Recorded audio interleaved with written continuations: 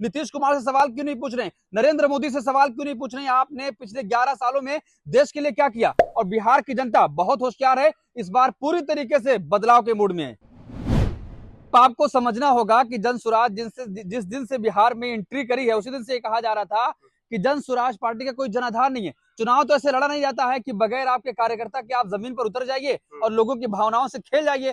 तो साफ अब पता चल जा रहा है कि वो भावनाओं से खेल रहे थे। और बिहार की जनता बहुत होशियार है। बिहार की जनता ऐसे तमाम लोगों को समझ चुकी है कि जो 2014 में नरेंद्र मोदी को लाने वाले थे, जो फिर नीतीश कुमार को लाने वाले थे, और इसी तरीके से भाजपा का पूरे देश में माहौल बनाने वाले यही जन स्वराज पार्टी के संस्थापक प्रशांत किशोर हैं। तो जनता इनको समझ रही है और पूरी तरीके से इनको इस बार के चुनाव में मुंह की खानी पड़ेगी और समझ में आ जाएगा कि चुनाव जीतना उसके बाद रणनीति बनाना दोनों अलग अलग चीज है। नहीं, जिस तरीके से वो लगातार कह रहे हैं जो मैं बैक फुट पे आऊं, हम लोग नहीं जीत रहे, तो वो किसी दल के साथ जा सकता है, चाहे वो आरजेडी हो या फिर जेडीयू हो।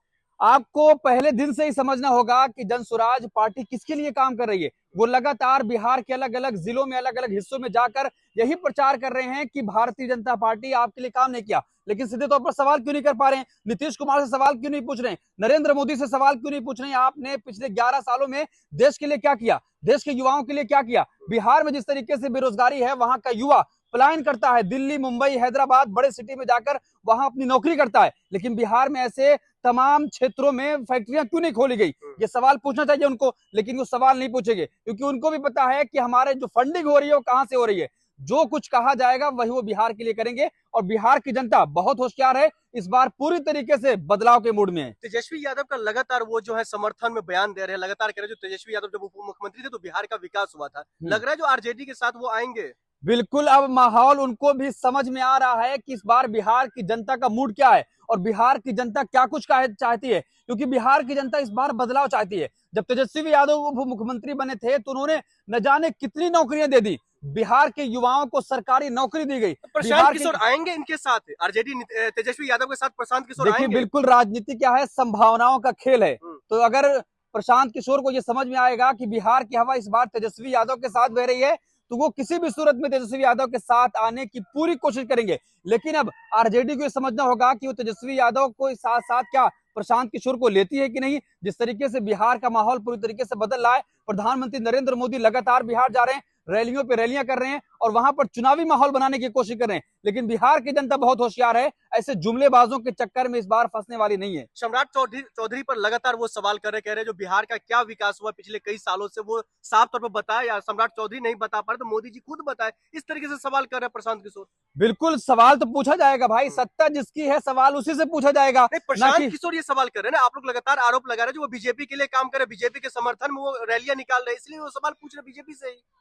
कुछ तो जनता को दिखाने के लिए करना पड़ेगा ना, ताकि जनता पूरी तरीके से आप पर ये भरोसा कर ले कि आप भारतीय जनता पार्टी के हैं, ताकि लोगों को ये पता चले कि आप जनता के लिए काम कर रहे हैं। तो कहीं ना कहीं जो बिहार की जनता है इस बार पूरे बदलाव की मूड में है। क्योंकि जिस तरीके से पिछले 11 सालों से देश को जुमला दिया गया, नीतीश कुमार के नेतृत्व में बिहार में पिछले कितने सालों से सरकार है, लेकिन आप अगर देखेंगे बिहार में आए दिन मर्डर हो रहा है, गोलियां चल रही हैं। पटना जो बिहार की राजधानी है, वहां पर किस तरीके से खुलेआम गुंडाई हो रही है, लेकिन उसके बावजूद भी पुलिस कुछ भी नहीं कर पा रही है। तो ऐसी तमाम चीजें जो बिहार में हो रही है, इस बार बिहार से भारतीय जनता पार्टी का सुपड़ा साफ होने वाला है। और नीतीश कुमार की मानसिक स्थिति आपको समझ में आ ही रही है कि किस तरीके से अधिकारी उनको गमला देने जाता है तो उसके सर पर ही रख देते हैं और फिर प्रधानमंत्री का नाम भूल जाते हैं। उसके बाद तमाम ऐसी चीजें हो रही हैं कि अगर वहां पर कुछ हो रहा है, जनगणना हो रही है, तो अधिकारी से नमस्ते करने लगते हैं। ऐसी तमाम तरह की चीजें हो रही हैं। अभी हाल ही में आपने देखा होगा कि किस तरीके से जो एमएलसी की बैठक थी, तो वहां पर फोटोग्राफी हो रही थी, लेकिन वो हाथ जोड़कर नमस्ते कर रहे थे। बगल में बैठे नेताजी उनका हाथ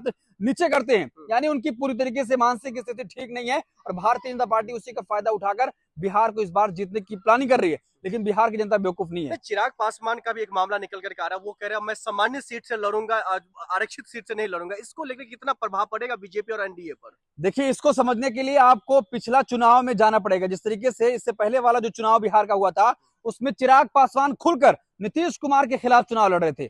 वो एनडीए का हिस्सा जरूर थे, लेकिन वो खुलकर ये कह रहे थे कि बिहार में विकास नहीं हुआ है। सुशासन बाबू तो बैठे हैं, लेकिन विकास नाम की चीज आपको कहीं दिखाई नहीं देगी। इस बार भी वो केंद्रीय मंत्री हैं, लेकिन कह रहे हैं कि चुनाव में लड़ूंगा, यानी कह रहे हैं कि मैं जाकर बिहार की राजनीति करना चाहता हूं। तो ये नीतीश कुमार के लिए कहीं ना कहीं खतरे की घंटी है। और भारतीय जनता पार्टी नीतीश कुमार को साइड करने के लिए एक ऐसे नेता को तैयार कर रही है, ताकि जो वहां की राजनीति है, जो दलित वोट बैंक है, जो भूमियार है, जो इसी तरीके से कुशवाहा समाज के लोग हैं, वो चिराग पासवान के पाले में आ सकें। क्या चुनाव से पहले एनडीए छोड़ देंगे चिराग पासवान?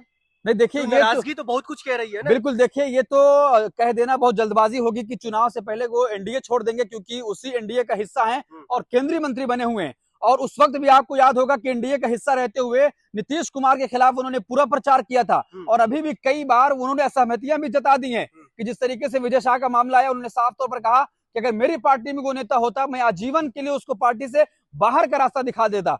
तो ये समझना अभी बहुत जल्दबाजी होगी क्या चिराग पासवान क्या फैसला लेने वाले हैं, लेकिन वो पूरी तरीके से बिहार में सक्रिय होने जा रहे हैं। और कहीं ना कहीं जो भारतीय जनता पार्टी दलित वोट बैंक में सेंध लगाने की कोशिश करेगी, चिराग पासवान उसको नहीं होने देंगे, और फिर नीतीश कुमार के वोट बैंक में वो निशाना अपना साधेंगे। कभी वो पोस्टर जारी करते हैं जो मुख्यमंत्री पद खाली नहीं है, कभी वो चुनाव लड़ने का फैसला करते हैं, कभी वो नीतीश कुमार के खिलाफ बयानबाजी कर देते हैं, और यहाँ तक कि भारतीय जनता पार्टी के खिलाफ। तो ये क्या दर्शाता है बिहार में चिराग पासवान? बिल्कुल, उनका जो वोट बैंक है, उस वोट बैंक को बचाए रखने की वो राजनीति कर रहे हैं। उनको भी समझ में आ गया है कि नीतीश कुमार का पूरी तरीके से वर्चस्व बिहार से खत्म होने वाला है, क्योंकि अगर आप देखेंगे महाराष्ट्र में जिस तरीके से वहां पर किया गया कि मुख्यमंत्री कोई और था, किसी और के नाम पर चुनाव लड़ा गया, लेकिन जब जनता का जनादेश आ गया तो किसी और को मुख्यमंत्री बना दिया गया।